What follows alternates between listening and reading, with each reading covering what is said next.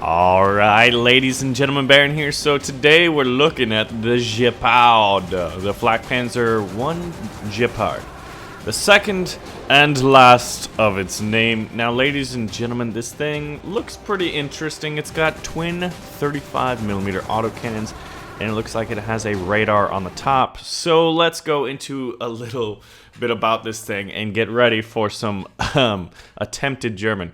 So the Flugabwerkskanonenpanzer GEPARD, or rather Flakpanzer GEPARD, was a German SPAAG. You guys love them in the high tiers. I know you love the new meta. That was introduced into service in the 1970s. It was built on the chassis of a Leopard 1 and outfitted with a fully rotating turret that had two 35mm Oerlikon autocannons at its disposal. More than 500 vehicles were built, and it still remains in service with different nations up until present day, unlike the IT-1. I just want to throw that in there for context. The Leopard 1 MBT chassis was powered by a water-cooled MTU-MB 838 multi-fuel engine with a maximum of 830 horsepower. Its maximum armor thickness was only 50 millimeters, so get ready to have those Panzer IIHs. Oh, but they're German, never mind. It was able to reach speeds of up to 65 kilometers per hour, even with its impressive weight of slightly over 45 tons. GEPARD was operated by a three-man crew. So three-man crew means after two of those guys die, you're back to the drawing board. The vehicle was armed with twin 35mm Oerlikon built-fed KDA autocannons with an effective range of about 4 kilometers and a maximum rate of fire of 550 shots per barrel. But what's the fire rate? We need to know the fire rate so we know how quickly that'll, the ammunition will dispense itself. The vehicle, as produced, was able to be operated manually without utilizing the built-in laser rangefinder, search, and tracking radars, which had a maximum range of 15 kilometers. The Flakpanzer GEPARD will be very effective all-around SPAG in the game. Taking into account that its chassis was taken directly from the Leopard 1 main battle tank, it is able to protect you against enemy gunfire more than most SPAGs, which are equipped with little or no armor, so that's also pretty good. The GEPARD is primarily an anti-aircraft gun. It can be very well used against many lightly armored enemy units, including some medium tanks. It will have 3 different ammunition types at its disposal: HEITs with 120 grams of explosive substance, SAP HEITs with a maximum penetration of 35 millimeters at 1,000 meters, with an arc of 60 degrees and 40 rounds of APDS ammo with a maximum penetration of 90 millimeters at 1,000 meters at an arc of 90 degrees. So this thing, unlike what they've said the Schilke and the Vulcan will have, although that's another thing. Like, a few different sources said that the Vulcan will have armor-piercing ammunition, and some said it won't. So it's like, will this be able to kill tanks really quickly, or will it won't? We both know it'll be able to kill Leopard tanks. Like this thing is based off of the chassis that this bad boy is based off of.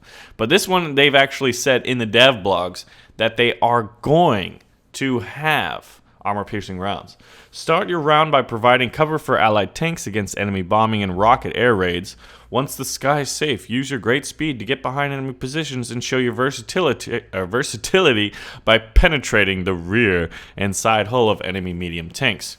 With your rate of fire, they won't have much time to think about any possible counterattack. What about enemy SPAAGs and light tanks, you ask? They are no match for you. Strike first and strike swiftly. The GEPARD is the second and last of its name in the GEPARD SPAAG tech tree. This versatile anti-tank aircraft defense platform will offer a lot of possible play styles, and there's no reason why you shouldn't include this post-war miracle into your lineup. So, there's been a lot of vehicles that they've announced. We've got the M163 Vulcan, which it was kind of hinted at in the lead up to patch 1.61. Data miners and people on the forums, some really, really dedicated people started finding out as much information as they could as to what we would see in the future. And there was talk about the 163 Vulcan. Another thing that was talked about, the GEPARD and the Schilke were also theorized as well, like if you're going to add a Vulcan. Like one of those was basically put out and then everyone found it. Now it's interesting that you have a a B-29 in the background getting shot down by this GEPARD instead of a Tu-4. I think that is what everyone wants to see, is Tu-4s burning and falling and not able to just terrorize high-tier jet games and even high-tier tank games. But the beauty about high-tier tank games is the SPAAG, like weapon platforms, which can shoot at them, and theoretically, unlike a plane, which you're going to get killed with once you're in like 1.2 kilometers to 0.5 kilometers, even before you get into really effective firing range, like you get one-tapped by a Tu-4 and you're out of it. And I know that is a source of rage amongst many high-tier jet pilots. Fighting the Tu-4 is like the games end so quickly. If there's 3 or 4, the game's over, because I did this myself with Slick the other day. We jumped in, and you know, I was like, I hadn't played planes in a while, and he's like, you want to do something dirty? I was like, uh-oh, what do you want to do? And he's like, let's fly the Tu-4. Like, you need to remember why this thing, you know, like why it's so controversial. But so, and then, you know, we've got the FV-438 Swingfire, which was kind of surprised that it didn't come in the guided missiles patch back when. Instead, we got the STRV-81. Then we've got the Leopard 1A1, the modernized Leopard. Then we've got the Zu-23-4 Shilka, the River of Fire. Then we've got some other cool vehicles. They announced location Greece the other day. The Su-6 chasing the leader, which is like a really badass-looking Russian attacker. And then the Ki-87, the super turbocharged Samurai. But Greece was announced like, just yesterday. And the map looks pretty cool. So let's just go over a little bit about Greece. I mean, because new maps, like, we had, what was it? We had urban maps, then we had winter maps, then we had desert maps. And the desert maps and the winter maps, I thought, were both very, very well done. I really like a lot of the urban maps. It's like, as a tanker, the one map I know off the top of my head that I highly despise is Mozdok, but that is definitely because it plays to a different playstyle than I enjoy, and that's just kind of like sniping. I enjoy like more dynamic movement, more flanking, more brawling. You know what I mean? It's a little more video game-like to me. But this Greece map looks pretty cool. How it'll play is a little bit different. What's interesting is they implemented this Greece map, but they're calling patch 1.63 Desert Hunters. So that's I'm a little. I was expecting more desert maps if we were calling it Desert Hunters, you know. But let's see. Let's read a little bit about it. We are pleased to present a new air battle map for War Thunder 1.63 Desert Hunters, which we've titled Greece.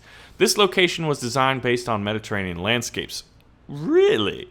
As for designing the map's unusual terrain, our artists took inspiration from the Meteora rock formation in Greece. We've tried to design the terrain of this small map as a giant labyrinth with multiple twists and turns and obstacles at various heights. A number of traditional Mediterranean homes with Dutch tile roofs are plastered all over the stone slopes on Greece.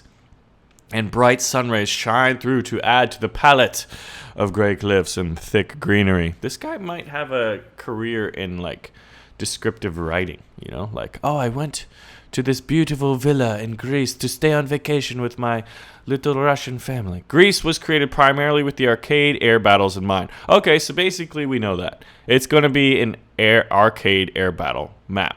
It's a lot of fun to chase each other around at high speeds on this map, dodging trees and cliffs, constantly changing your role and provoking your pursuers to crash into cliffs or houses. Every pilot is sure to be excited by the refreshing and merry battles and the complex labyrinth of this mountain village. Fans of boom and zoom strategies will find plenty to do here too. Opponents constantly maneuvering at low altitudes means they'll have lower speed and energy, which you can take advantage of. But be careful when you pull out of your attack. Make sure your pull-out game's strong. Moving at speed makes things harder to control, and the chances are high that you'll imprint your airplane in a stone wall. Bomber targets are located a little further from the gorge. While fighters are busy trading bullets, bombers can decide the course of the battle themselves, methodically dropping bomb after bomb on enemy bases.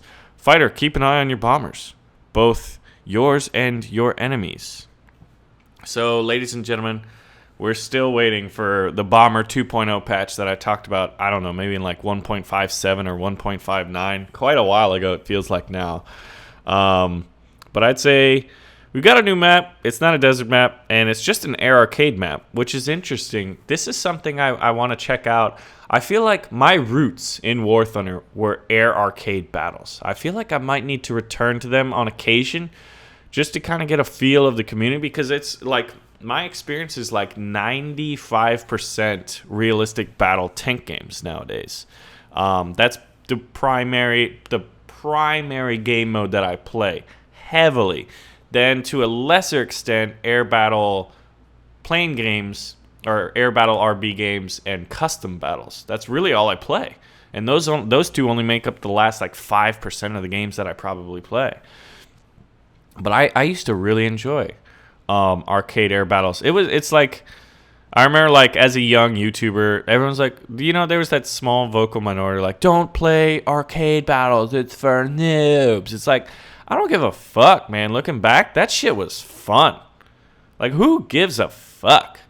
Pardon my French, but seriously, if you're gonna have fun in a game, have fun in a game. But I think I might start a little arcade battle series. Like, I remember just getting ran and people kill stealing and just absolute anarchy and chaos.